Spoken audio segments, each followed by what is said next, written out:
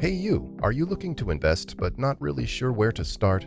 S&P 500 is a pretty safe and reliable option right now, and don't worry, by the end of this video, you'll be a pro at it. Welcome to the Golden Touch, where we give you the best financial tips and tricks.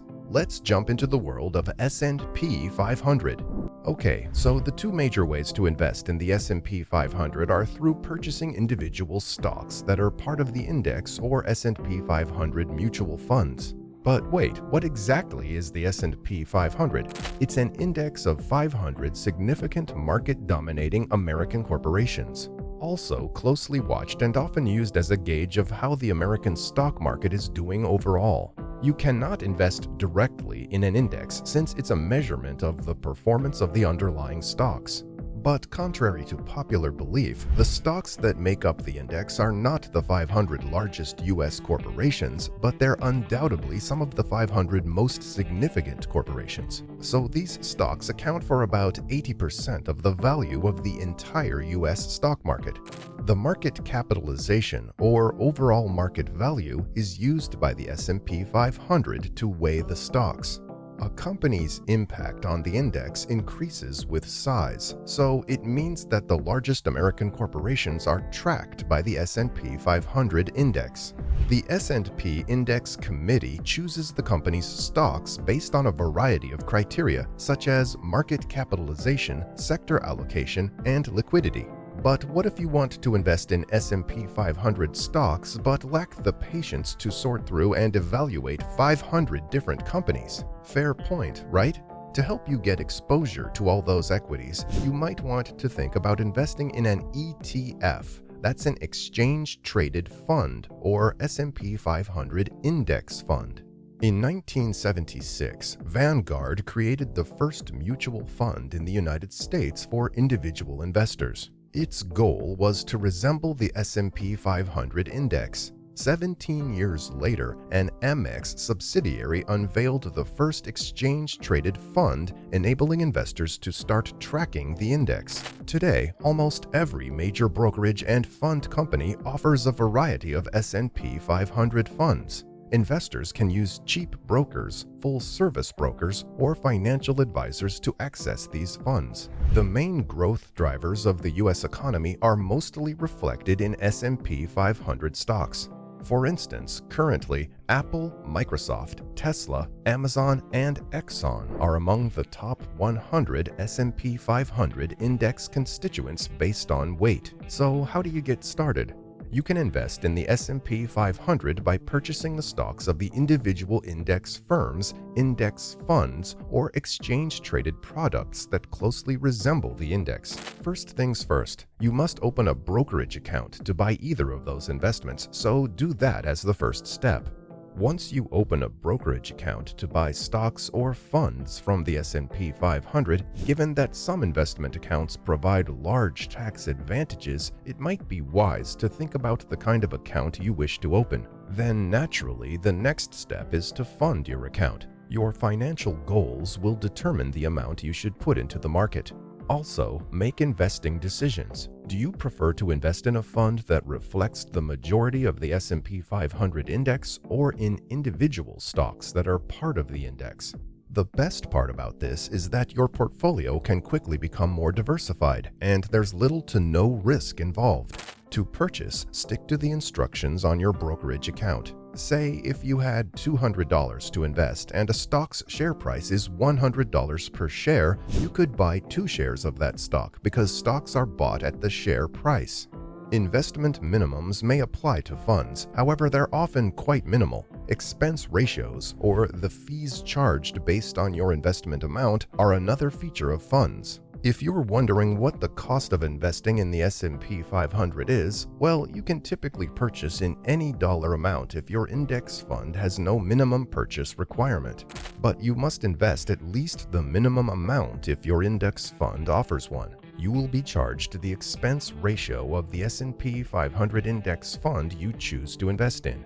Basically, an annual fee that's expressed as a percentage of your investment is known as an expense ratio. So you'd pay a 4-cent annual charge if you invested $100 in a fund with an expense ratio of 0.04%. Capiche? Moving on, an S&P 500 ETF has a share price and trades similarly to stocks if you buy one. Depending on your broker, you may be able to purchase fractional shares for any dollar amount or be required to pay the full share price. ETFs often have expense ratios, much like index funds, so be careful to check how much you'd be paying in fees to invest in a particular ETF. By the way, you should be aware of the fact that stock prices can vary widely if you are buying an S&P 500 index stock. It includes stocks with share prices ranging from under $100 to close to $400, so before choosing which stock to purchase, make sure to check the share price. Are you liking our videos so far? Make sure to drop a like and subscribe for more hacks on investing. Now, purchasing an index fund or exchange-traded fund is a less expensive and more practical way to invest indirectly in the S&P 500. Here's another thing you need to know. Index or tracker funds attempt to mimic the performance of an index. How? By purchasing and selling all of the shares contained in an index in proportion to their individual market capitalizations. Unlike active funds, where a fund management staff attempts to outperform an index through research and stock selection, these passive funds are effectively managed by a computer algorithm. As a result, annual management fees for passive funds are lower than those for active funds. For instance, with a total return of 82%, the UBS S&P 500 Index Fund has been the best performing index fund for over the past 5 years. It's produced a 2% yearly total return and a 0.09% annual management fee.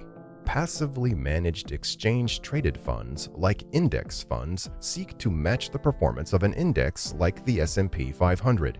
Now, there are many S&P 500 ETFs available. Some track the entire index, while others concentrate on certain subsets, such as businesses that pay significant dividends or those operating in a specific industry, like the financials. The HSBC S&P 500 UCITS ETF, with a total return of 83%, has been the best performing ETF during the past 5 years. It has a management fee of 0.09% annually and a relatively modest one-year return of 2%. Sweet! Also, along with index tracker funds, financial derivatives can be used to invest in the S&P 500. For instance, in spread betting, investors stake a certain amount of money per point of index movement, either by betting short, as in hoping the index will decline, or long, hoping the index will increase. Similar to spread betting, contracts for differences allow traders to speculate on the underlying movement of the S&P 500 index by going long or short. By utilizing leverage or borrowing money from the trading platform along with their own cash, investors are permitted to trade with both products.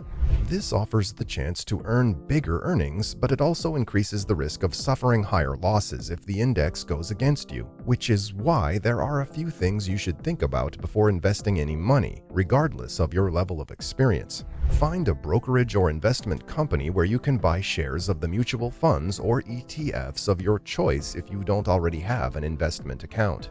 When it comes to investments, cost is a huge consideration. A healthy expense ratio you should be going for is one that ranges from 0.5% to 0.75%. Any amount above 1.5% should be approached cautiously, as funds that charge these expense ratios are pretty much regarded as exorbitant. But hey, the risk is worth the outcome. You see, the S&P 500 has outpaced European equity indices like the FTSE 100 and the Euro Stoxx 50 during the past 20 years. Warren Buffett, a renowned investor, has even claimed that all an investor needs to do to succeed is to consistently buy an S&P 500 low-cost index fund. You'd want to listen to him. And despite sporadic drawdowns, research generally proves that the S&P 500 is a good investment over the long term. As long as the portfolio included a riskless asset, any investor would be better off investing in stocks rather than hazardous bonds. That's according to an article in the highly regarded Journal of Banking and Finance. Now, investors will be deciding whether the index's current low price represents a chance to buy on the dip, or whether prices are more likely to decline given the current economic environment. But the Federal Reserve's aggressive base rate increases, worries about an impending recession, and indications of a slowdown in earnings growth continue to be obstacles for the index. To lower your overall risk and portfolio volatility, you should try to diversify your holdings across a variety of different assets and industries.